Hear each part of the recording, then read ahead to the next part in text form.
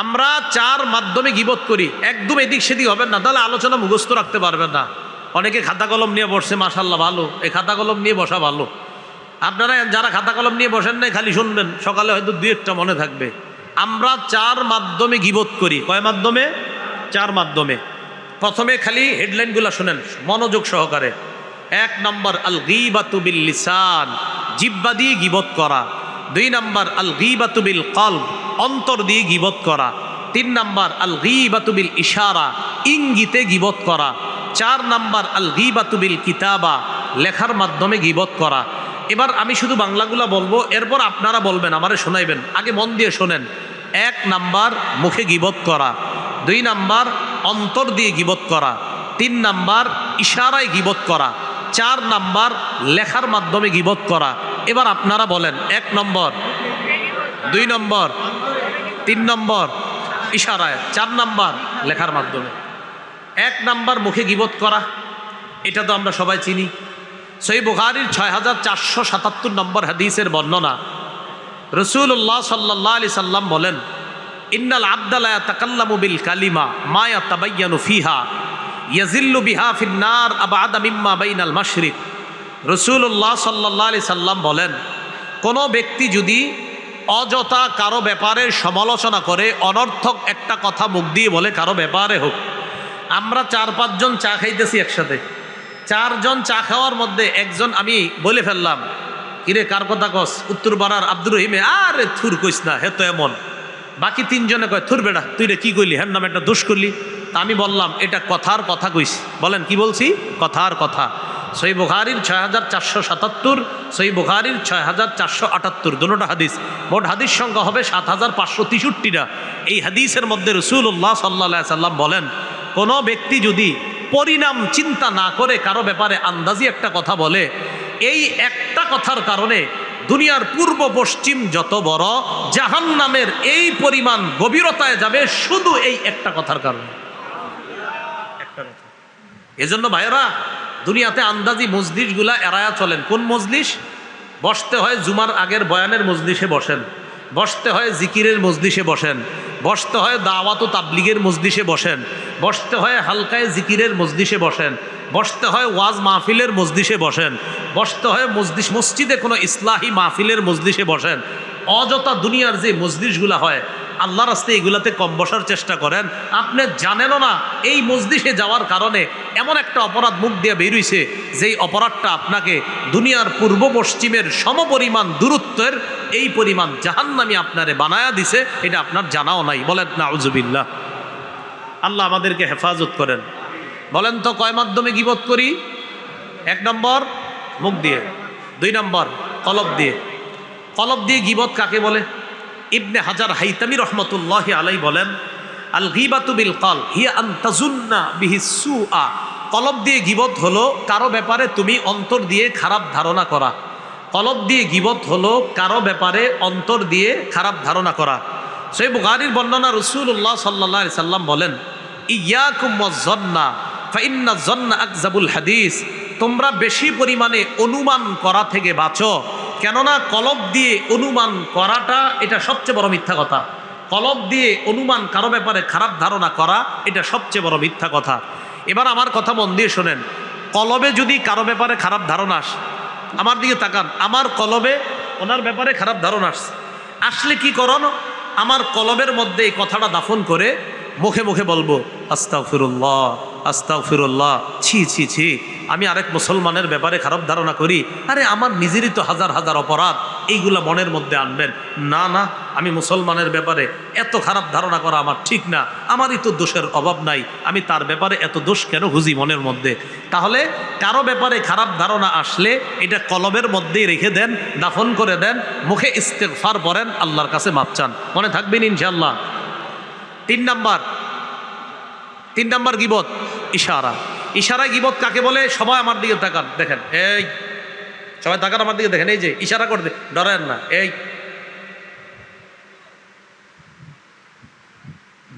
2-3 জন চা খাইতেছে আর চোখের মাধ্যমে বলে, এই যে ইঙ্গিত দিয়ে বুঝাইলাম, মানে খাটো, কানা কানা, পা ভাঙ্গা, আরে এই যে ইশারায় বললাম, নামও বললাম না, খাটো মানুষটাকে খাটো ইশারা করলাম, কানা মানুষটাকে কানা ইশারা করলাম। আল্লাহ রসুল বলছেন এই যে তুমি ইশারায় গীবতটা করলা, এটার মাধ্যমে তোমার জাহান্নাম। ইশারা। দলিল মুসনাদে আহমদ কিতাবের নাম, হাদিস 25,708 নম্বর হাদিস। এই হাদিসের বর্ণনাকারী আম্মা জান আয়েশা সিদ্দিকা রাদিয়াল্লাহু তাআলা আনহা, তিনি বলেন জাআত ইমরাআতুন কাসীরাতুন ইলান নবী সাল্লাল্লাহু আলাইহি ওয়াসাল্লাম ফাকুলতু বিইবহামি হাকাযা ওয়া আশারতু ইলান নবী সাল্লাল্লাহু আলাইহি ওয়াসাল্লাম আন্নাহা কাসীরা। একজন খাটো মহিলা রসুলের দরবারে আসছে। কি মহিলা? খাটো। আম্মা জান আয়েশা সিদ্দিকা বলেন আমি আল্লাহ নবীকে ইশারার মাধ্যমে এইভাবে বুঝাইলাম, ইয়া রাসূলুল্লাহ, দেখেন ইশারায় বললাম হুজুর খাটো। আম্মা জান বলেন আমি নবীরে ইশারায় বললাম হুজুর মহিলাটা খাটো। সাথে সাথে নবী আমারে বললেন আয়েশা ইগতাবতিহা, তুমি গীবত করছো। সাথে সাথে বলে দিন। তাহলে আম্মা জান একজন নারীকে নবীর কাছে ইশারায় বলছে খাটো, নবীজি বললেন আয়েশা তুমি গীবত করছো। আল্লাহ আমাদেরকে হেফাজত করেন। নবীজির একজন বিবি ছিলেন সফিয়া রাদিয়াল্লাহু তাআলা আনহা। বলেন কি নাম? সফিয়া। আবু দাউদ শরীফের 4875 নম্বর হাদিস। এই হাদিসের বর্ণনাকারীও আম্মাজান আয়েশা সিদ্দিকা রাদিয়াল্লাহু তাআলা আনহা। আম্মাজান বলেন আমি একদিন আল্লাহ নবীরে বললাম হাসবুকা মিন সফিয়া কাজা ওয়া কাজা তানি কাসীরা। আমি বললাম হে আল্লাহ নবী সফিয়া এমন এমন, অর্থাৎ ইয়া তানি কাসীরা, হুজুর সফিয়া আমার চেয়ে তুলনামূলক একটু কম লম্বা। নবীর আরেক বিবিরে আম্মাজান বললেন হুজুর আমি একটু বেশি লম্বা, আর আপনার বিবি সফিয়া একটু কম লম্বা, শুধু একটু বলছে। নবীজি আমাকে বললেন আয়েশা লাকাদ কুলতি কালিমাতান, তুমি এমন একটা বাক্য বলছো লাউ মুজিজাত বিমাইল বাহরি, তোমার এই বাক্যটা সমুদ্রের পানির সাথে যদি মিশানো হতো লামাজাজাতহু, তাহলে তোমার এই বাক্যের ভিতরে যেই বিষাক্ততা ছিল এই বিষের কারণে সমুদ্রের পানির রং পাল্টায় যেত। ভাই একটু চিন্তা করেন, আমরা সারাদিনে এই জাতীয় কথা কতগুলা বলি।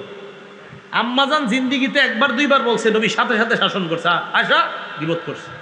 তা আমি আপনি ফজর থেকে ঘুম পর্যন্ত কয়শো এরকম কথা বলি।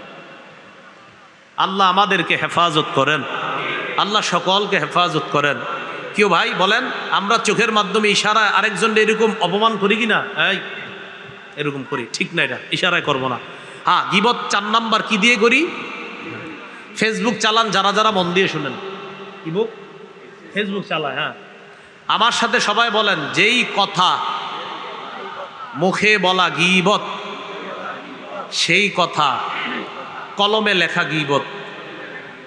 বলেন যেই কথা মুখে বলা গীবত, সেই কথা ফেসবুকে লেখা গীবত।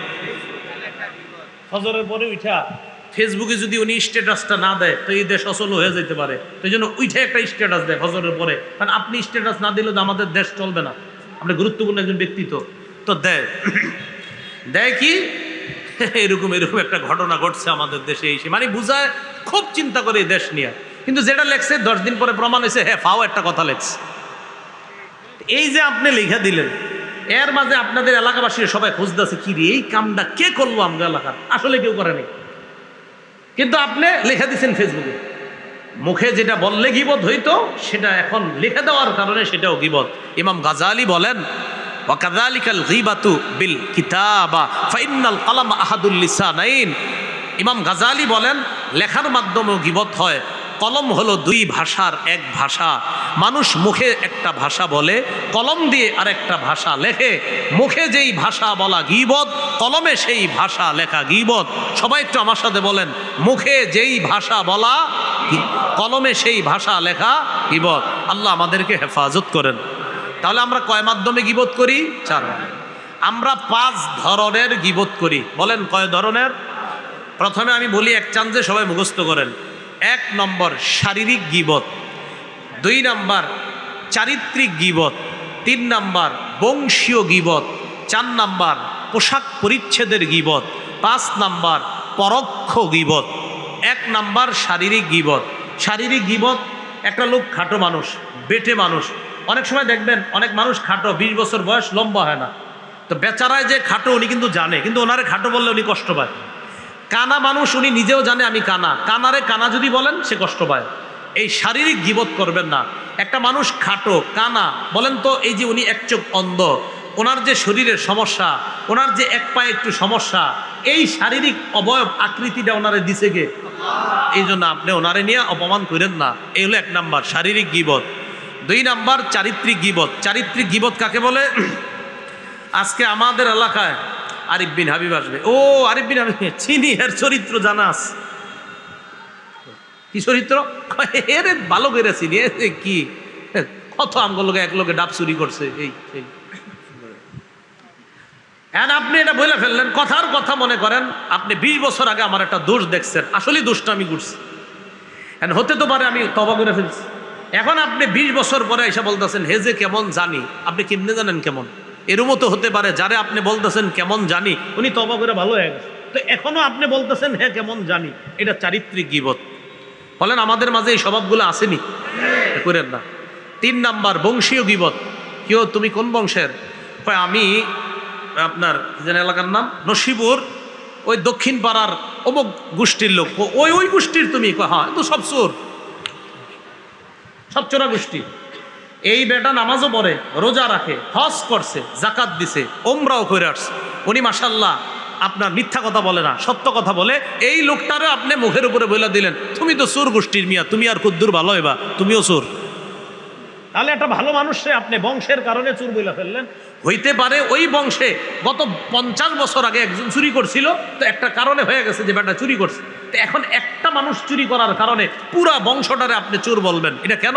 এই গ্রামগঞ্জের মানুষগুলোর মধ্যে এই স্বভাবটা। কিন্তু তুই কোন গোষ্ঠীর? অমুক গোষ্ঠী। চীনা আছে তোকে গোষ্ঠীরে ভালো করে না, এটি বললেন না।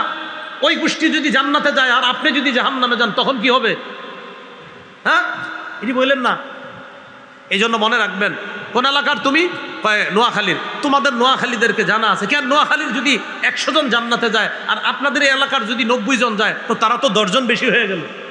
এজন্য কোনো এলাকা, কোনো গোত্র, কোনো জেলা, কোনো থানাকে কখনো এইভাবে আমরা না বলা, তোমার বাড়ি কই অমুক জায়গায়, তোম ঘরে চিনা আছে, নাউজুবিল্লাহ, এগুলা না বলা। ভাই কথাগুলো মানবো তো ইনশাল্লাহ? তাহলে 3 নাম্বার বংশীয় গীবত। ওনারা যে মাহফিলের আয়োজন করছে এলাকাবাসী, কেন বলেন? এখান থেকে আমরা কিছু শিখবো, শিখার পর আমল করব। তো আজকে আমরা জানলাম যে বংশীয় কথাগুলা কাউরে বলবো না। 4 নাম্বার পোশাক পরিচ্ছেদের গীবত। আপনি আপনার মেয়ের বিয়েতে 10 জন বন্ধু দাওয়াত দিছেন, 9 জনের ভালো স্ট্যাটাস আছে, 600-800 টাকা গজের পাঞ্জাবি পরে আসার ক্ষমতা আছে, একজনের 100 টাকার উপরে পাঞ্জাবি পরার ক্ষমতা নাই। 10 জন বন্ধু আপনার মেয়ের বিয়েতে আসছে। আপনি মেয়ের বিয়েতে কি করেন জানেন?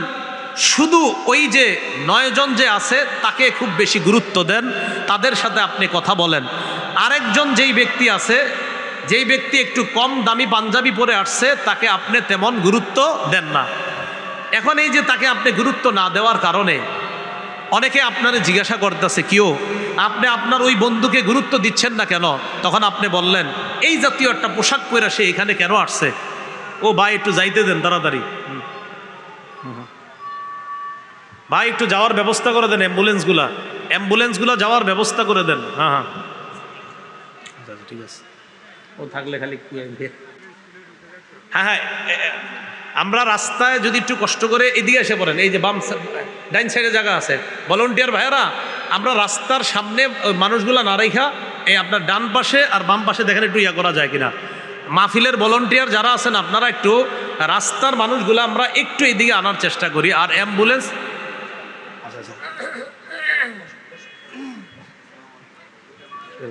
আচ্ছা 4 নাম্বার একটু পোশাক পরিচ্ছেদের গীবত। পোশাক পরিচ্ছেদের গীবতটা হলো আপনার যে পোশাক পরিচ্ছেদ, এই গীবত হলো একটা মানুষ কম দামি পোশাক পরে, বেশি দামি পোশাক পরে, তো কম দামি পোশাক যে পরলো তার এতটুকুই যোগ্যতা আছে, এর চেয়ে বেশি যোগ্যতা নাই। আমাদের উচিত ওই 9 জনকে যেই দাম দেওয়া, 10ম লোকটারে এরকম দাম দেওয়া। যদি দাম না দেই বেচারা কষ্ট পাবে যে আজকে আমার জামার গজ একটু কম বইলা এই জায়গায় আমাকে এইভাবে অপমান করলো। এটা হলো পোশাক পরিচ্ছেদের গীবত। 5 নাম্বার পরোক্ষ গীবত। সবাই আমার দিকে তাকান, পরোক্ষ গীবত কারে কয়? এই যে আমি একজনের নাম বললাম, বলতে বলতে হঠাৎ বললেন হুজুর বুঝছি, কারে কইছেন? তো আমি বললাম ঠিক আছে, কওয়া দরকার নাই। তো আমি একজনের লোকে বললাম, ওনার সাথে বলতেছি, উনি বলছে হুজুর বুঝছি। এই যে উনি বুঝছে মানে একটা নাম ওনার মাথায় এসে গেছে, এক ব্যক্তির ছবি। আমার মাথায় এক ব্যক্তির ছবি আছে, সামনে যারা আপনারা বললেন বুঝছি, এই যে বুঝছি বুঝছি বললাম আমরা, কারো নাম কিন্তু বলি নাই, কিন্তু ওই যে বুঝা ফেলছি, বুঝা ফেলার পর আমরা মাথায় মাথায় একজনের দোষ চর্চা করে ফেললাম, মেধা দিয়া, মুখ দিয়েও বলি নাই, শুধু বলছি বুঝছি, আপনি বলছেন বুঝছি, সামনের সবাই বলছেন বুঝছি।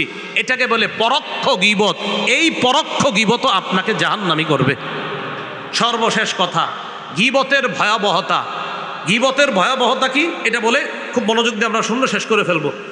আবু দাউদ শরীফের 4880 নম্বর হাদিস, রসুল্লাহ সাল্লাল্লাহু আলাইহি সাল্লাম বলেন, ইয়া মাশার মান আমানা বিল ইসানি, হে ওই সমস্ত মানুষ যারা শুধু মুখে ঈমান আনছো, ওয়ালাম ইয়াদখুলিল ঈমানু কলবা, যাদের কলবে এখনো ঈমান ঢুকে নাই।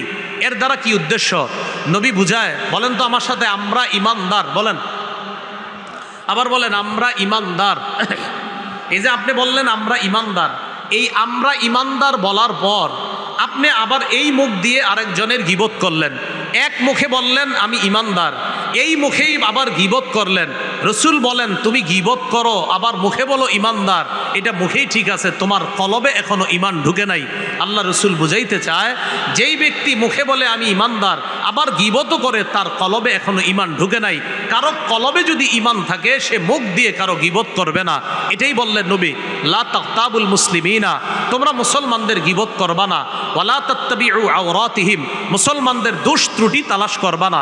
ফাইন্নাহু মাইয়াত্তাবি আওরাতিহিম, রাসূলুল্লাহ সাল্লাল্লাহু আলাইহি সাল্লাম বলেন, কেউ যদি মুসলমানের দোষ তালাশ করে, ইয়াত্তাবিইল্লাহু আওরাতা, আল্লাহ তার দোষ তালাশ করে। দেখেন আমার দিকে, আমি তার দোষ তালাশ করি, আল্লাহ আমারটা তালাশ করে।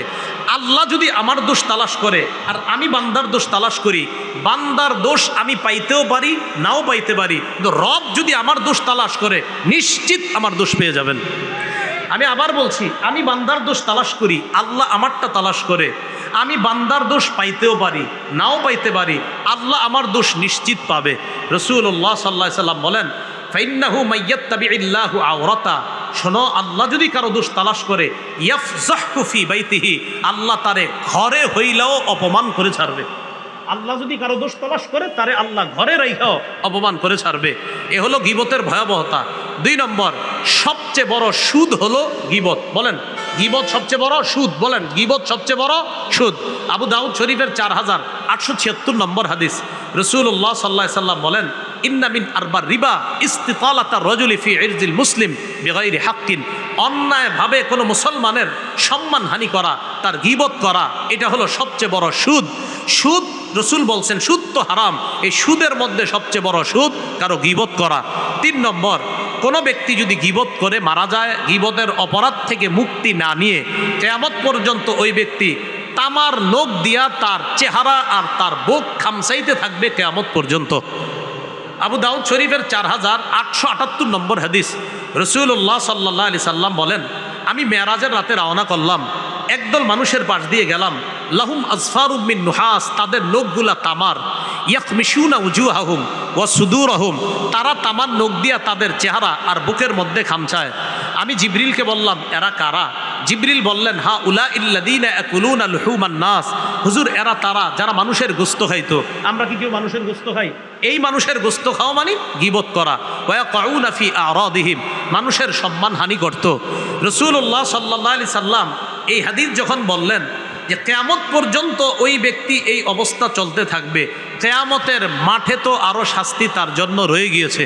সর্বশেষ কথা, গীবত মুক্ত অবস্থায় কবরে যাইতে রাজি আছেননি সবাই? আমিও চাই গীবত মুক্ত হয়ে কবরে যাইতে। এই জন্য কি করবেন? হাত নামান।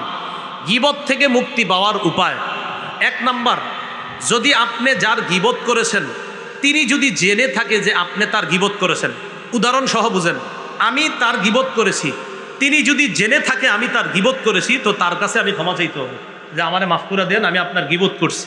2, আমি যার গীবত করেছি তিনি যদি এখনো জেনে না থাকেন, তাহলে আল্লাহর কাছে মাপ চাওয়া, আল্লাহ আমি তো উত্তরপাড়ার আব্দুর রহিমের গীবত করছি, আব্দুর রহিম এখনো জানে না, মাবুদ তুমি আমারে মাফ করে দাও। এই 2টা সুরত। তাহলে বান্দা জেনে থাকলে তার কাছে মাপ চাওয়া, না জেনে থাকলে আল্লাহর কাছে মাপ চাওয়া। যারা অপবাদ দেন আরেকজনের, অপবাদ মনে আসেনি? অপবাদ দিলে মুক্তি পাওয়ার 3 উপায়। 1, যার ব্যাপারে অপবাদ দিচ্ছেন মিথ্যা অপবাদ, তার কাছে গিয়ে বলবেন, ভাই আমি আপনার নামে মিথ্যা কথা বলছি। 2 নাম্বার, তাকে বলবেন, ভাই আমারে আপনি মাফ করে দিয়েন। 3 নাম্বার আল্লাহর কাছে মাপ চাইবেন। তাহলে অপবাদ থেকে মাপ পাওয়ার 3 উপায়। যার ব্যাপারে মিথ্যা অপবাদ দিচ্ছেন তার কাছে গিয়ে বলবেন আমি মিথ্যা কথা বলছি। 2 নাম্বার তাকে বলবেন মাফ করে দিতে। 3 নাম্বার আল্লাহর কাছে মাপ চাইবেন। আল্লাহ পাক রব্বুল আলামিন আমাদের সকলকে যেই 6টা বদঅভ্যাসের কথা বলা হলো এই বদঅভ্যাসগুলো থেকে নিজেদেরকে হেফাজত করার তৌফিক দান করেন। সুবহানাল্লাহি ওয়া বিহামদিহি সুবহানাকাল্লাহুম্মা ওয়া বিহামদিকা আশহাদু আল্লা ইলাহা ইল্লা আনতা আস্তাগফিরুকা ওয়া আতুবু ইলাইক। সব বিষয়ের একটা সৌন্দর্যতা আছে, মাহফিলেরও একটা সৌন্দর্যতা আছে। মাহফিলের সৌন্দর্যতা থাক, কারা কারা চাই হাত তুলে দেখান, 2 হাত।